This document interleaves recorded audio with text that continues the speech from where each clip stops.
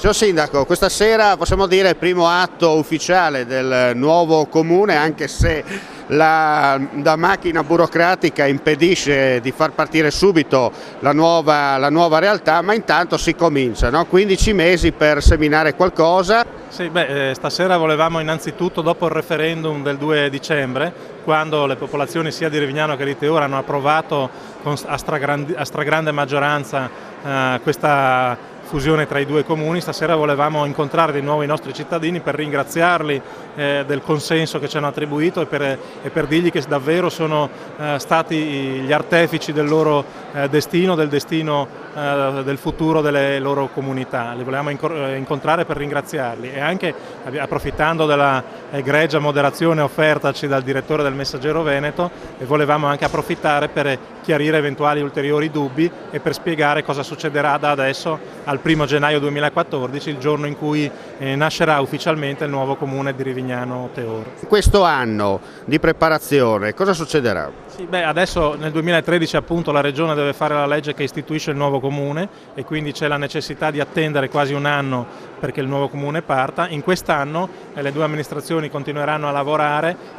unite come lo hanno fatto in questi ultimi mesi e insieme prepareranno la nascita di questo comune. Abbiamo tantissime attività e quindi ci sarà da lavorare, ci sarà però anche da divertirsi perché il lavoro dell'amministratore comunale è anche una passione e se lo si fa in un certo modo è anche un divertimento. Senza dimenticare il cittadino, perché se siamo qua questa sera a parlare è per merito dei cittadini di Rivignano e di Teor che hanno espresso il loro giudizio, la loro opinione attraverso appunto il referendum che ha sancito la fusione a livello ufficiale. Dunque sicuramente la popolazione sarà parte attiva nel nuovo progetto comunale. Sì, certo, la popolazione sarà parte attiva, verrà coinvolta e come dicevo siamo venuti qua stasera anche per ringraziarli della loro maturità perché davvero i nostri concittadini hanno dimostrato di essere ancora più avanti dei loro amministratori in questa operazione di riorganizzazione dell'autonomia locale per creare dei comuni che abbiano delle dimensioni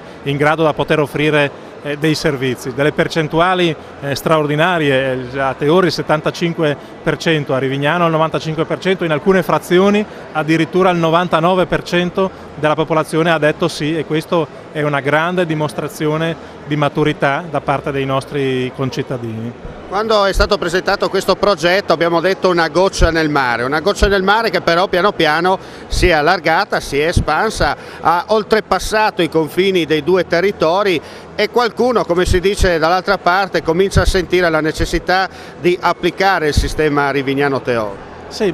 questo ci fa piacere, effettivamente il nostro caso è diventato un caso scuola di rilievo a livello nazionale, tantissimi organi di informazione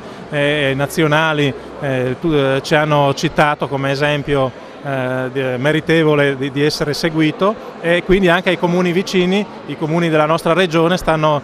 molti di loro interessandosi, alcuni ci hanno già telefonato per chiedere informazioni perché vogliono seguire questa strada, quindi è una prima goccia, d'accordo la nostra, però come si diceva spesso a una prima goccia, ricordando quel che disse Manzoni, a una prima goccia può seguire un temporale di pioggia sana e purificatrice. Abbiamo sentito il sindaco di Rivignano, adesso sentiamo il sindaco di Teor. Abbiamo chiesto insomma anche al suo collega che cosa succederà in un certo senso a livello pratico in questi primi 15 mesi di scuola. 15 mesi, sì, effettivamente sembra un periodo lungo, ma in realtà il tempo per noi amministratori qualche volta passa molto alla svelta. Ci sarà la classica e la normale amministrazione come sempre fatto in quest'ultimo periodo, la programmazione a gennaio-febbraio partirà col bilancio di previsione e ci accompagnerà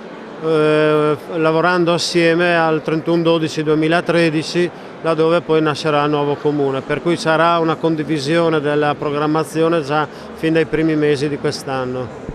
Bastian Contrario ha cercato in tutti i sensi, no, di bloccare questa iniziativa, poi alla fine una volta cominciato a vedere, no, nato il progetto dalla carta a livello proprio fisico, ha cominciato a dire ma che vantaggi ci saranno poi da questa unione? Il Bastian Contrario credo che sia di stimolo a tutti gli amministratori a far meglio e a far di più.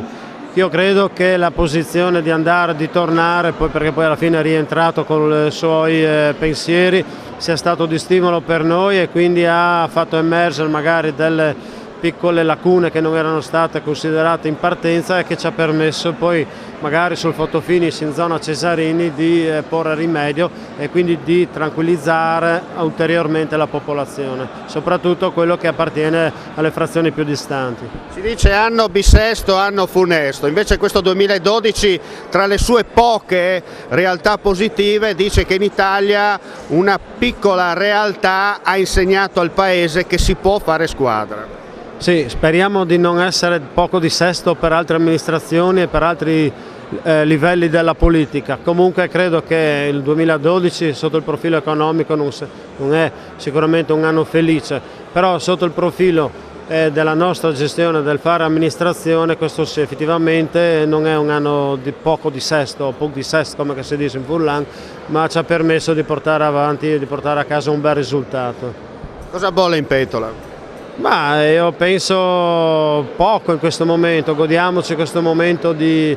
euforia post referendum, post elezioni, chiamiamolo così tra virgolette, e dobbiamo rimboccarci le maniche perché, come ho detto più volte, questa è la prima tappa di un lungo periodo, laddove l'amministrazione che nascerà si dovrà comunque confrontare con le amministrazioni contermini per l'aggregazione di alcuni servizi che magari lì per un anno, 2, 3 magari potremo anche gestirli da soli, però sicuramente non è questa la prima tappa. Adesso bisogna ragionare e preparare la strada spianata per chi nel 2014 prenderà in mano le redini del nuovo comune. È un po' come Caronte, no? Un traghettatore, lei insieme ad Anzil, che dovete portare le buone anime del comune dall'altra parte. È facile o è difficile? Perché si dice che nel resto d'Italia è complicato fare qualcosa di positivo, ma in questo bene amato Friuli si riesce a fare? Sì, sicuramente si riesce a fare, anche perché viviamo in un territorio dove c'è molta sintonia, dove pur con i suoi distingui si lavora tutti per il benessere della collettività, per cui noi siamo dei Caronte che traghettiamo le buone anime, come l'hai detto tu, le buone persone in un futuro che penso alla luce di questo progetto si troveranno di fronte a qualcosa di buono e di positivo, per cui siamo allenati, io sono quasi 10 anni che faccio l'amministratore, per cui credo concluderò questa mia fase di amministratore, forse accompagnerò i nuovi in qualche momento per qualche attività, però ricredo che noi diamo il buon esempio, abbiamo dato il buon esempio facendo la fusione, diamo il buon esempio anche non restando attaccati alla poltrona, che non è una poltrona ma è uno scranno che può scricchiolare da un momento all'altro, perché avere a che fare con la gente quotidianamente parlando non si porta a casa nessun profitto, ci si rimette tante volte. Grazie come sempre per l'ascolto, alla prossima!